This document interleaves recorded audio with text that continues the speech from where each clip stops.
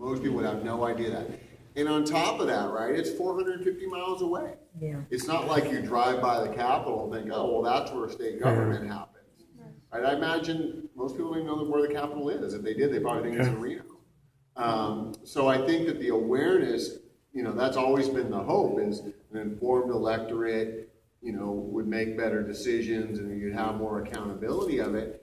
But particularly in a state like Nevada, where people come and go, you still have a fairly transient population. People don't come here for community building. They come here to get a job or to retire or something like that. So I think it creates a lot of this here. And the fact that out of sight, out of mind, right? And if you don't read the newspaper or follow Twitter, you would have no idea, right? At the end of the day, how it all works.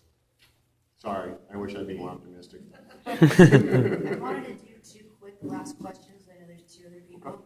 Before I do that, I'm going to oddly say, do you think that Sandoval could possibly be on a vice president ticket? No. No. I think his call for taxes, he's already seen as suspect on social issues. And I think that the call for taxes will maybe on the Democratic side. Mitt Romney was all of a sudden worried about the middle class here in the last few weeks.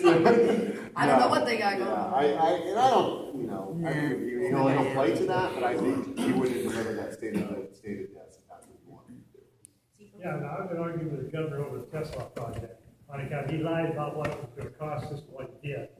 Yeah, as long as you don't put the road and the water in there. I know, but I mean, the lithium, there's mining, like I say, he did that just before the election. And like I say, that mining, Kona Falls is the only place in the country that's got the lithium. Mm-hmm. And we gave you 10 years tax-free and all that.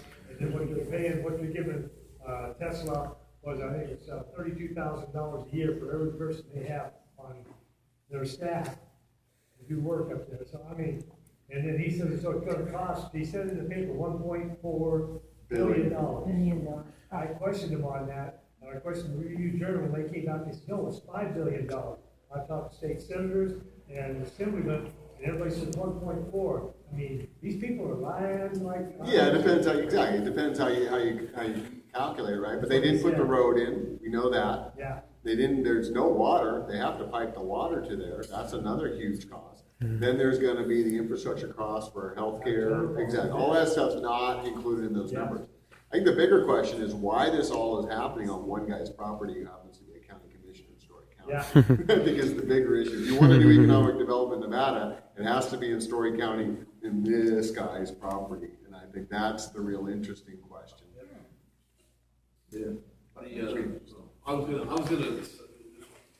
you go over it, but that Tesla thing, if you look at geographically up there, Story County is just where the building's located. Yeah. So they're gonna get the benefit of the building, but the load of the population around there is gonna be on Lyon, Carson City, Washoe, and Fernley, Fountain. So it's gonna be that donut around it, but that building is gonna fuel that. But anyway, here's my question, my last one of the night. To the redistricting, and I haven't looked at the state constitution in a long time.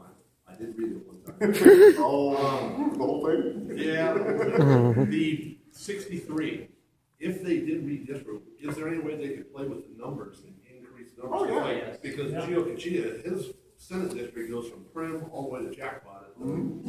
Yeah, there's that, there's, 75. yeah, they can raise it, there's no, the 2142 is not set, it's actually changed over time. It's gotten smaller, it's gotten, particularly in the 1800s, it used to change quite a bit. I say the data part, we don't know as well. But there is, I think, an ultimate cap on it, but it doesn't have to be a 2-to-1 ratio that we have now. And even back in the 2000 redistricting, Raja was floating the idea of expanding it to say exactly that point, the rural. But it's only Senate district, especially the rural. Oh, yeah, exactly, it's half the state. Yeah. It's absolutely half the state. It actually picks up part of Clark County, you actually represent Clark County. Yeah, it's Prim to the Idaho border, so. Yeah, and that, the interesting thing, if you want, I won't bore you on this too much, but when they were fighting over redistricting 2 cycles ago, or 2 sessions ago, right, the Democrats were gonna let them keep